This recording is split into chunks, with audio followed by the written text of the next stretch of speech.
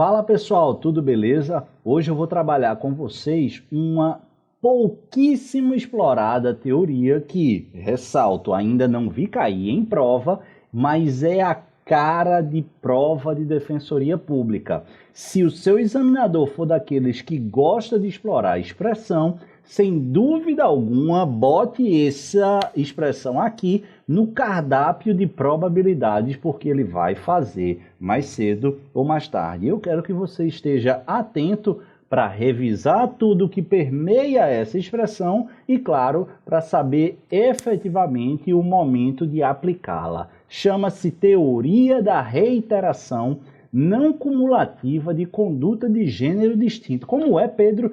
Teoria da reiteração não cumulativa de conduta de gêneros distintos e sua relação com o reconhecimento ou não da insignificância nos delitos patrimoniais. Pedro, que coisa confusa é, mas não é tão confuso assim na hora da aplicação. Vamos por partes. Vocês sabem do que se trata, claro, o princípio da insignificância. O princípio da insignificância ele deve ser compreendido, analisado e eventualmente aplicado à luz da chamada tipicidade material. Por quê? Porque nós temos fundamentalmente duas espécies no que nos interessa nesse momento de tipicidade. A tipicidade formal, que nada mais é do que a adequação do fato concreto à norma pura e simples. Então, subtrair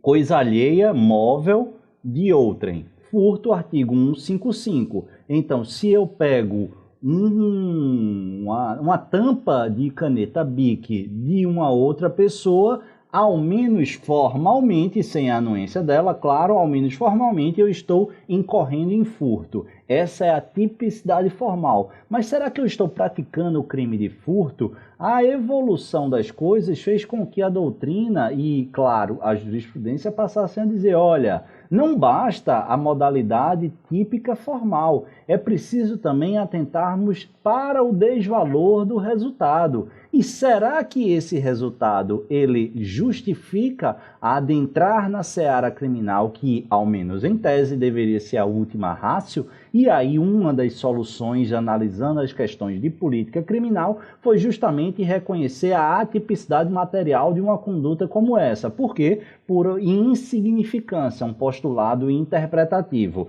Avançando ainda mais, o Supremo Tribunal Federal, e em entendimento posteriormente assimilado pelo Superior Tribunal de Justiça, passou a criar 4 vetores bastante questionáveis, porque, na minha visão e da doutrina majoritária, eles pouco dizem de diferença. É um amontoado de vetores que não dizem isoladamente muita coisa. Para que um crime seja, uma conduta seja insignificante em termos penais, autorizando o magistrado a reconhecer a atipicidade material daquela conduta, exige-se a mínima ofensividade da própria conduta, a ausência de periculosidade social da ação, o reduzido grau de reprovabilidade do comportamento e a inexpressividade da lesão jurídica produzida. Pedro, eu preciso decorar esses 4 vetores? Sim. Cai em prova, caiu na minha prova lá em Alagoas, isso é importante lá na DPE. Estou ficando velho, isso foi em 2009, mas até hoje cai, sobretudo em prova oral, mas também em prova subjetiva e em prova objetiva. Beleza, tranquilo. Certo, Pedro, mas o que isso tem a ver com a teoria da reiteração não cumulativa de conduta de gêneros distintos? Calma que a gente vai chegar lá. O fato é que essa teoria, ela tem aplicação, dentre outros vetores, para o próprio STF, na análise da periculosidade social da ação e também da lógica da inexpressividade da lesão jurídica produzida. Por quê? Porque há uma corrente que questiona que a insignificância ela deveria, no que tange a lógica da atipicidade material, deveria se fulcrar fundamentalmente no aspecto material da lesão jurídica produzida. Não importa quem praticou. O fato é que se alguém tiver subtraído a tampa da caneta Bic de outrem, não interessa se ele tem 250 condenações, se ele é multi-reincidente, se ele é reincidente, enfim, não interessa a situação, se for um furto qualificado, enfim, o fato é que aquela situação ela vai ser típica ou atípica independentemente do agente. Por quê?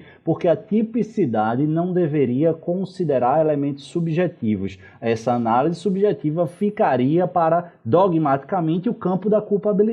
É essa, Pedro, corrente que prevalece? Não é essa. Beleza? Então, o aspecto subjetivo para a doutrina majoritária e para a STF e STJ também trará influência na análise da insignificância ou não de determinada conduta, não apenas a expressividade ou inexpressividade da lesão jurídica produzida.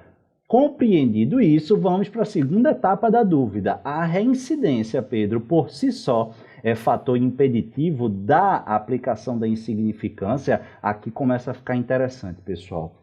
Eu vou precisar trabalhar com vocês de maneira meio maluca. Como assim, Pedro, maluca? A gente vai precisar dissociar a teoria da prática, tá?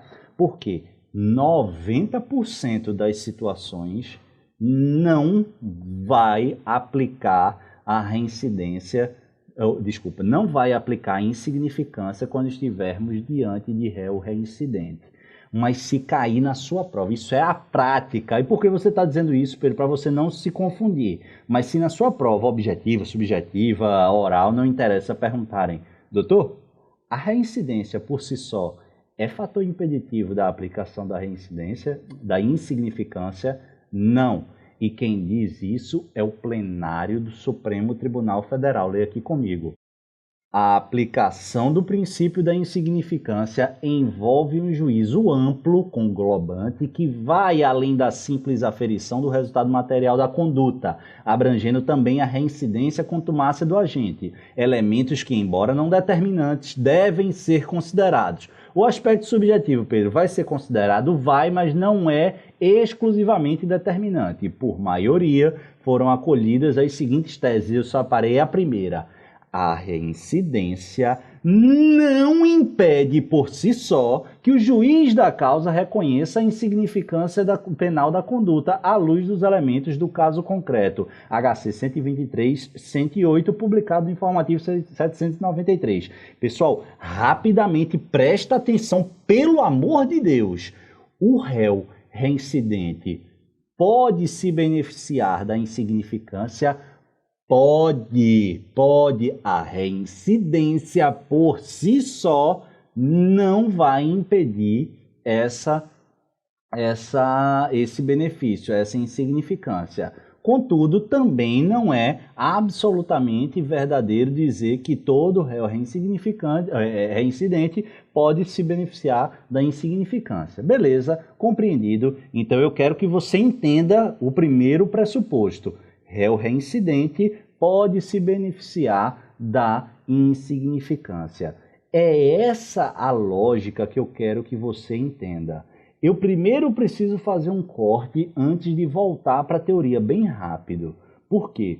Porque mais recentemente o Supremo Tribunal Federal falou que o réu reincidente em furto, ele pode se beneficiar da insignificância, mesmo que o novo delito tenha sido um furto. Mas, na prática, normalmente, nesses casos de reincidência sobre o mesmo crime, não tem sido observada a insignificância. Mas há essa decisão do STF.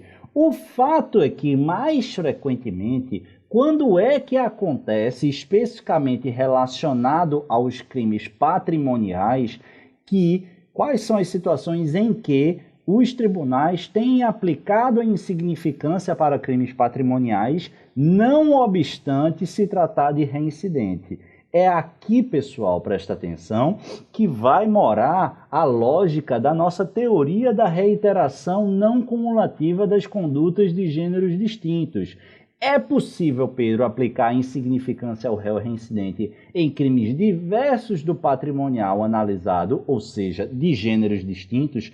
Esse precedente aqui do STF de 2014, de relatoria do ministro Teori Zavascki, que utilizou essa expressão para fundamentar o seu voto, que restou majoritário, prevalecente, se utilizou da seguinte lógica: olha, em relação à insignificância de réu reincidente, em relação a réu reincidente no crime patrimonial de um furto, por exemplo, a gente pode, conforme já analisado pelo STF, especialmente quando, e não exclusivamente, quando o crime anterior for de gênero distinto do crime patrimonial. Imagine que eu, Pedro, seja condenado, tenha sido condenado definitivamente por um crime contra a honra, trânsito em julgado. 2 anos depois, eu venho ser condenado e, portanto, sou reincidente por um crime de furto, mas um furto de uma quantia besta, simples, pequena. Eu posso ser beneficiado pela insignificância. O STF disse que tranquilamente isso é possível, justamente à luz da teoria da reiteração não cumulativa de condutas de gêneros distintos. Segundo o STF, a contumácia de infrações penais que não têm o patrimônio como bem jurídico tutelado pela norma penal não pode ser valorada, porque ausente a séria lesão à propriedade alheia, socialmente considerada como fator impeditivo da insignificância. Ordem concedida para restabelecer a sentença de primeiro grau na parte em que reconheceu a insignificância e absolveu pelo delito de furto. Beleza, HC 114.723 de Minas Gerais. Tranquilo, entenderam a lógica da teoria? Vamos recapitular. Além dessa teoria, já vencida por nós, lembra que a reincidência por si só não impede o reconhecimento da insignificância. Plenário do STF, informativo 793, para quem tiver curiosidade de olhar. E lembra também que há precedentes, apesar de ser muito controverso, do próprio STF, indicando que, mesmo em caso de reincidência específica de furto, ainda assim seria possível a aplicação da insignificância. Tranquilo, mas a coisa é mais pacificada em relação ao reincidente quando as condutas envolvidas forem de gênero diferente. Lembra do meu exemplo aqui? Fui condenado, trânsito em julgado definitivamente por um crime contra a honra e agora pratico um furto. Posso, tranquilamente, com a aplicação da teoria analisada por nós. Beleza, pessoal? Garanta essa pontuação na sua próxima prova e estarei muito feliz. Gostou? Aprendeu? Entendeu? Comenta aí embaixo, manda seu feedback, que vai ser sempre muito prazeroso ter essa troca. Um grande abraço e até a próxima dica.